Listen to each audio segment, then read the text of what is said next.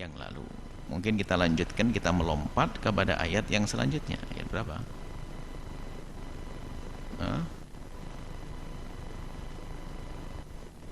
69. Baik, 69. Walaqad ja'at rusuluna Ibrahim bil busyra qalu salama.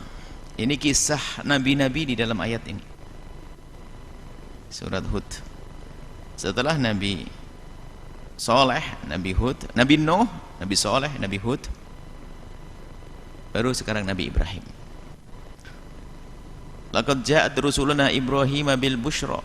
Kisahnya Nabi Ibrahim kedatangan rusul, malaikat-malaikat yang bertamu, menyamar sebagai manusia. Karena Nabi Ibrahim itu orang yang tidak pernah makan kecuali dengan tamu. Dan kalau ada tamu menghormati betul dengan tamu. Kalau tidak mencari siapa yang bisa makan bersama beliau. Kelebihan itu. Tidak bisa ditiru semuanya. Bisa nggak makan nanti. Tapi begitulah Nabi Ibrahim, kedatangan tamu. Lalu dan tamu itu nanti pada akhirnya memberikan kabar gembira. Cuma Nabi Ibrahim belum tahu kalau itu malaikat. Yang jelas datang tamu, mengucapkan qalu salama, mengucapkan salam kepada Nabi Ibrahim. Itu disunnahkan. Disunnahkan kita mengucapkan salam. Salama. Qala Nabi Ibrahim menjawab salamun. Salamun. Para ahli tafsir yang dalam urusan bahasa itu membedakan apa bedanya salaman sama salamun. Salaman di sini adalah kalau salamun itu dimaknai karena ini salamun thabit, jadi khobar. Maksudnya apa? Yang dimulai oleh malaikat itu permulaan hanya saat itu saja. Cuman dari Nabi Ibrahim itu memang memberikan salam jawaban yang lebih. Sebab kan dalam Allah mengajarkan kepada kita wa idza huyyitum bitahiyatin, kalau kita wa idza huyyitum, kalau kita diberi tahiyat disalamin sama orang dengan salam, fa hayyu bi ahsani minha. Jadi hendaknya kita menjawab dengan lebih. Maka Nabi Ibrahim jawaban dengan kalimat salamun ini punya makna yang thabit, enggak akan berakhir, enggak akan berhenti.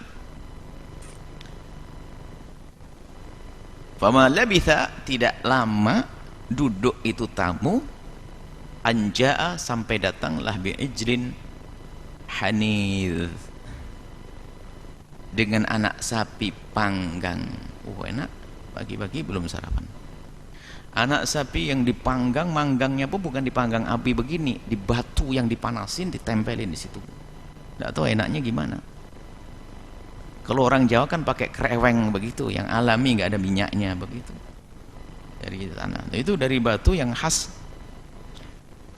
Begitulah Nabi Ibrahim memuliakan tamu tersebut. Bi'ijrin hanidh. Tidak tahu Nabi Ibrahim kalau itu malaikat karena sebagai manusia. Jadi malaikat itu bisa menjelma sebagai manusia. Begitu juga jin bisa menjelma sebagai manusia. Tapi bedanya kalau jin, setan menjelma sebagai manusia, kalau malaikat menjelma sebagai manusia, tidak akan berlaku kepadanya hukum manusia. Makanya di sini kisahnya, falamma ra'a, tatkala melihat Nabi Ibrahim, loh kok jadi dua, Nabi Ibrahim sendiri ra'a, sama istrinya. Tatkala Nabi Ibrahim dan istri beliau itu yang menyajikan itu melihat aidiyahum, tangannya tamunya ini kok la tasilu ilaihi, enggak pernah menyentuh makanannya ini. Nah ini perbedaannya. Kalau hukumnya malaikat menjelma kepada manusia tidak berlaku hukum manusia, tidak langsung makan. Tapi sebaliknya jin itu bisa menjelma manusia tapi dia berlaku hukumnya manusia. Sehingga kalau ada jin duduk menjelma manusia, kita tempeleng, dia jerit, sakit ya. Makanya jin itu paling takut menjelma sebagai manusia. Kalaupun ingin menggoda sesaat, nggak bisa lama-lama. Makanya jangan takut dengan urusan jin. Sehingga yang diciptakan jin itu takut dengan manusia. Sekarang kebalikannya, manusia takut sama jin. Jadi kalau jin itu menjelma, ada pada zaman Nabi sendiri ada jelma. Bahwa menjelma sebagai seorang syekhun seorang syekh, seorang syekhul qabilah, seorang syekh, seorang tokoh, seorang itu menjelma yang memberikan isyarat kepada Abu Jahal di dalam ingin membinasakan baginda Nabi dan tidak berhasil. Itu adalah jin, jadi bisa menjelma. Tapi kalau jin menjelma manusia, bisa menjelma apa saja bisa, tapi tidak lama. Karena apa? Dia itu mengambil hukumnya manusia. Ya udah usah takut, dia dipukul saja kalau kelihatan. Ngapain ini alamku kok kau deket-deket sini itu? Makanya santri takut sih. Dan tidak punya urusan, kita punya urusan masing-masing. Makanya aneh sekali orang hidupnya urusan dengan jin. Jin sendiri punya kehidupan masing-masing. Yang beriman, yang tidak sama manusia. Mereka punya tugas dakwah dan hanya ada bab karamah. Misalnya di antara para ulama punya murid para jin, ada dikisahkan begitu. Nabi sendiri waktu memperdengarkan Al-Quran, ada nafar sekelompok dari kaum jin mendengar dan mengagumi ini apa, lalu masuk Islam, sehingga ada jin Islam seperti itu. Baik, malaikat ini menjelma sebagai manusia, dihidangkan kepada beliau makanan tapi tangannya tidak menyentuh. Nakirohum, ya mengingkari, ini apa ini kok tidak mau makan tamunya ini, kenapa tidak mau makan? Maka nanti dianjurkan, lihat, walaqad ja'a fama labitha an jaa, jadi tidak lama tiba-tiba datang makanan. Maksud ini adalah pendidikan baru lagi kita hadirkan, bahwasanya kalau Anda memang sudah niat menghidangkan makanan kepada tamu, maka hendaknya disegerakan. Karena apa? Bisa jadi di sepanjang perjalanan dia tidak sempat mampir warung, karena mungkin ada wanita, masalah kehormatan, ada anak-anak kecil takut tidak, sehingga datang ke rumah kita, segerakan. Nah ini adalah sunnah Nabi Ibrahim, segera disegerakan makan. Kecuali kita sudah tahu bahwasanya mereka sudah makan, ya sudah, kita rubah jamnya. Wa ujasa minhum khifata. Akhirnya Nabi Ibrahim itu merasakan di hatinya, minhum, dari mereka ini, khifata, rasa takut. Apa? Siapa ini? Waduh, kok nggak mau makan? Sementara orang kalau ini makanan terenak, siapa saja lahap makan, ini orang kok nggak makan nih? Qalu, mereka berkata, tamunya ini, la takhaf, jangan takut, inna, sesungguhnya kami ini rombongan ursilna, malaikat yang diutus, ila qaumi Lut, untuk menghancurkan kaum Lut.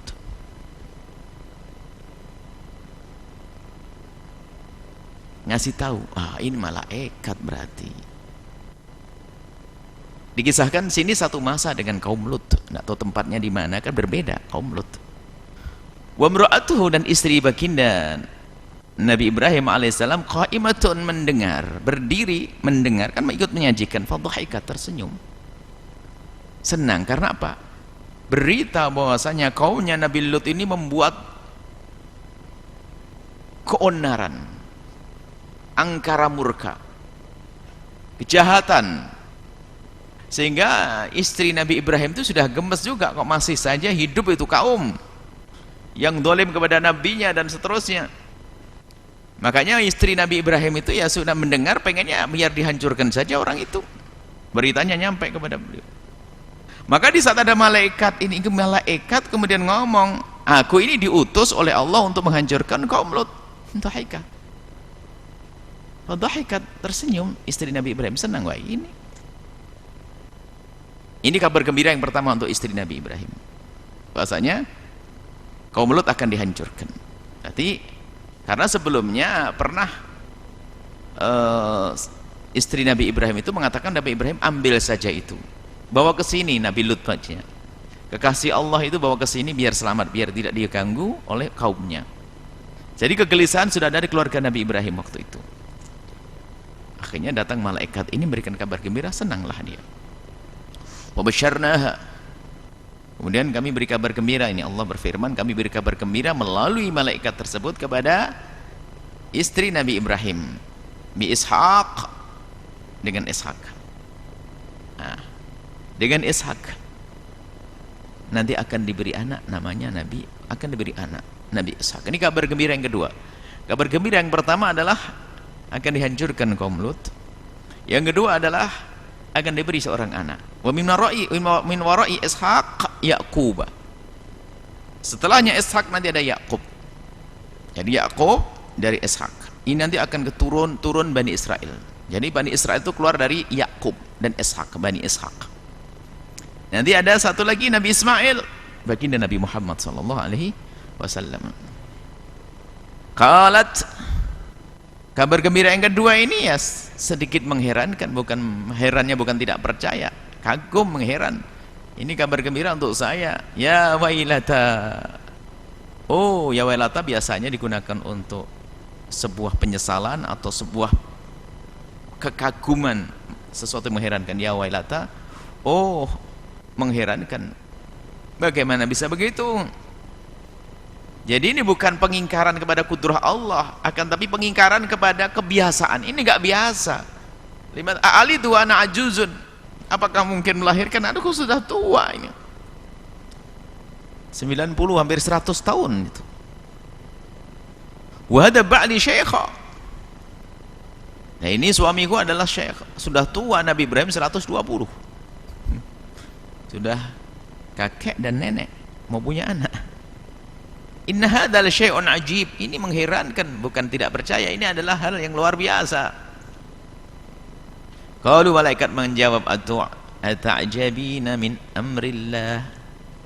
Apakah kamu terheran dengan apa yang Allah berlakukan, ketentuan Allah? Ya tidak, cuman ya itu sekedar kaget saja. Oh, apa mungkin kayak begini nih, saya sudah tua. Ya, Allah. Rahmatullahi wa barakatuhu alaikum ahlal bait. Allah akan curahkan rahmat kepadamu. Langsung ini dari Allah. Pada malaikat, memberikan kabar malaikat kalau Allah akan menurunkan rahmat dan keberkahan kepada ahli bait Nabi Ibrahim. Innahu, sesungguhnya Allah Hamidun, maha terpuji, Majidun, yang maha pemberi kebaikan. Makanya ini sampai di sini mungkin tidak basi, lanjut sedikit. Kita ingat salawat kita, salawat Ibrahimiyah. Ya kan? Kita hubungkan, mau ingat ini, aku lupa. Allahumma salli ala sayyidina Muhammad wa ala ali sayyidina Muhammad kama sallaita ala sayyidina Ibrahim. Kenapa harus kama sallaita ala sayyidina Ibrahim? Seolah-olah salawat yang diberikan kepada Nabi Ibrahim lebih bagus dari Nabi Muhammad. Padahal salawat yang diberikan Nabi Muhammad lebih bagus, karena nggak ada yang lebih bagus dari apa yang diberikan oleh Allah kepada Nabi Ibrahim. Jadi ini disebutkan adalah fis sabqi, maksudnya dulu ya Allah, Engkau telah dengan khusus mengaruniakan kemuliaan, keberkahan kepada keluarga Nabi Ibrahim, maka berselawat berikan kepada Nabi Muhammad seperti Engkau pernah memberikan, tapi selawatnya berbeda yang diberikan Nabi Muhammad, lebih agung. Jadi ada perumpamaan. Sementara kalau dalam penyerupaan mestinya yang diserupai lebih hebat, kan begitu.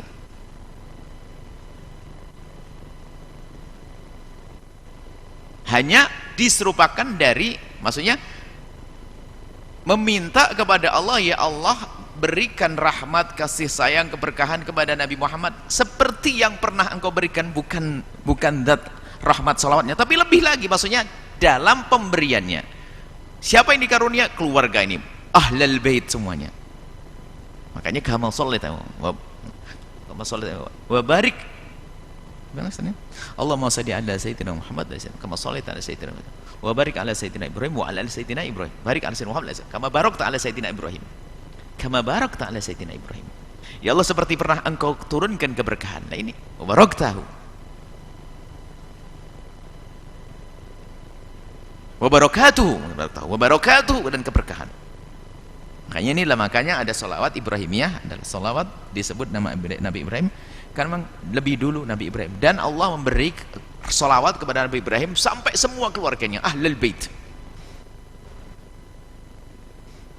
Dan pungkasan salawat Ibrahimiyah kita pun juga ada ini, Hamidum fil alamina innaka Hamidum Majid. Falamma dhahaba an Ibrahim ar-raw'u, Setelah mendengar begitu, ini malaikat utusan Allah memberikan kabar gembira, dua kabar gembira lagi. Hilanglah rasa takut Nabi Ibrahim. Falamma dhahabat, tatkala hilang an Ibrahim, dari Nabi Ibrahim. Apa yang hilang? Ar-ra'u, ketakutan tersebut. Waja'atul busyra, dan diganti dengan datangnya berita kabar gembira. Setelah selesai ngerti ini malaikat, baru Nabi Ibrahim yujadiluna, mujadalah dengan malaikat. Nanya ini kepada Allah, maksudnya Nabi Ibrahim itu mempertanyakan tentang urusan fi qaumil Lut. Karena tadi diberitakan, aku adalah utusan Allah datang kepadamu, yang aku ini diutus mau menghancurkan kaum Lut. Setelah Nabi Ibrahim mendengar kabar berita, setelah selesai baru ingat, ini mau menghancurkan kaum Lut. Nabi Ibrahim bukan mendebat, maksudnya mempertanyakan. Jangan, kenapa harus dihancurkan kaum Lut? Beri kesempatan, kasihan, jangan sampai mati dalam keadaan kafir dan sebagainya.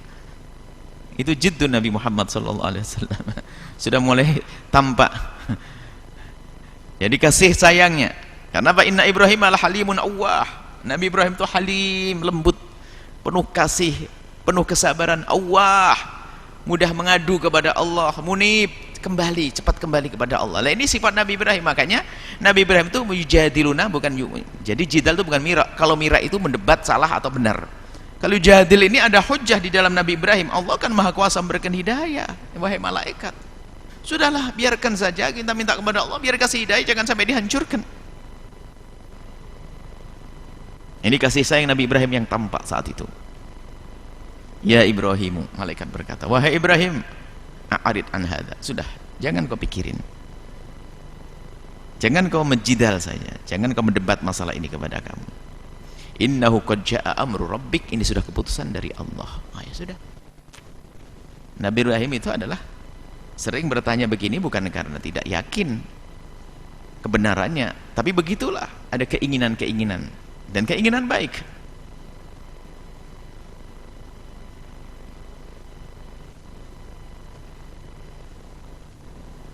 Karena Nabi Ibrahim juga pernah bertanya, kaifa tuhya, tunjukkan bagaimana kaifa tuhyil mauta. Pernah aku minta kepada Allah untuk menunjukkan bagaimana engkau menghidupkan orang mati. Bukan karena awala tu'min, kaifa tuhyil mauta, gimana? Awala tu'min, qala bala walakin liyatma'inna qalbi. Ini kisah Nabi Ibrahim. Nabi Ibrahim pernah bertanya, ya, bukan tidak percaya Allah itu bisa menghidupkan yang mati, tidak. Jadi kita itu bisa saja bertanya kepada sesuatu yang kita yakini, ternyata manfaatnya untuk yang lain, biar semakin mantap. Karena Nabi Ibrahim membawa umat, tunjukkan ya Allah gitu. Di sini juga bukan mendebati Nabi Ibrahim nggak yakin dengan perkataan malaikat itu pasti benar, karena malaikat tidak pernah berdosa. Tapi ya apa sih salahnya? Barangkali bisa cerita selanjutnya adalah didoakan kemudian beres, masuk Islam semuanya. Tapi tidak, ini sudah ditentukan oleh Allah. Qad jaa'a amru rabbik.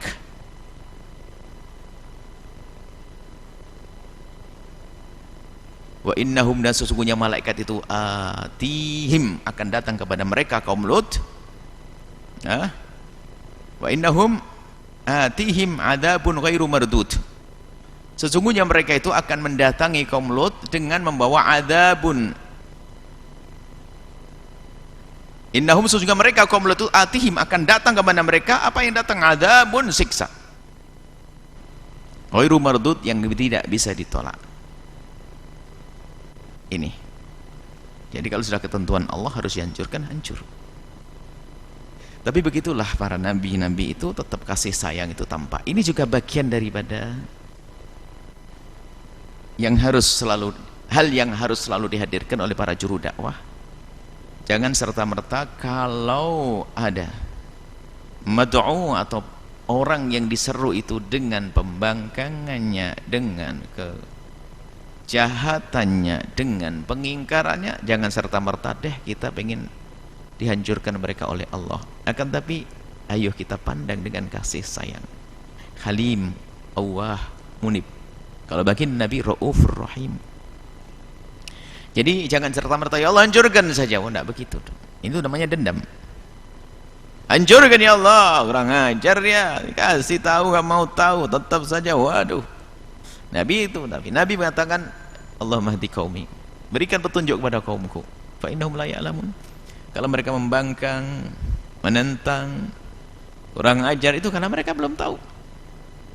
Ini hikmahnya Nabi Ibrahim alaihissalam. Dan nanti terus sifat kemuliaan ini akan diturunkan juga nanti kepada baginda Nabi Muhammad SAW sebagai juru damai yang dakwah dengan perdamaian, dengan keindahan, dengan hikmah, ma'idah hasanah, dengan rahmat. Wa ma arsalnaka illa rahmatan lil alamin. Dan Nabi Muhammad adalah rahmat yang sesungguhnya.